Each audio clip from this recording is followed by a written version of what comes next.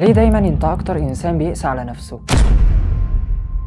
تخيل معايا كده المشهد ده، بترجع من يوم طويل حصل فيه موقف صغير، غلطة أو حتى تقصير منك في حاجة معينة، بدل ما تفصل وترتاح بتبدأ حفلة جلد الذات. دماغك بتشتغل محكمة وبتقف انت في قفص الاتهام وتكون انت القاضي والجلاد في نفس الوقت. احنا بنبقى قساة جدا مع نفسنا بدرجة ما تتوصفش، بنحاسبها على أصغر هفوة، بنعاقبها على أي تقصير، بنستخسر فيها حتى إننا نديها لحظة راحة أو طبطبة. بس في وسط الدوامة دي احنا نسينا حقيقة بديهية جدا، نسينا إننا بشر، والبشر طبيعتهم بيغلطوا، بيقعوا، بيضعفوا، بتتكسر مقادفهم، بس الأهم إنهم بيرجعوا يقفوا على رجليهم وينهضوا من تاني. عشان كده سيدنا النبي صلى الله عليه وسلم لخص لنا طبيعتنا دي في حديث عظيم: كل بني آدم خطاء وخير الخطائين التوابون. محدش في الدنيا دي طلب منك إنك تكون إنسان مثالي أو سوبرمان ما بيغلطش، المطلوب بس إنك تكون صادق مع نفسك وعندك الشجاعة إنك تسامحها وتعدلها. عشان أثبت لك إنك قاسي على نفسك بزيادة، تخيل إن أعز صاحب ليك، أكتر حد بتحبه، جه حكالك إنه عمل نفس الغلطة بتاعتك بالظبط. هل كنت هتمسكه تجلده بالكلام وتأنبه زي ما بتعمل مع نفسك؟ أكيد لا، كنت هتهون عليه وتقول له ولا يهمك يا صديق، فداك، احنا لسه بنتعلم. طيب طالما انت حنين كده، ليه مستخسر الحنية دي في نفسك؟ من النهارده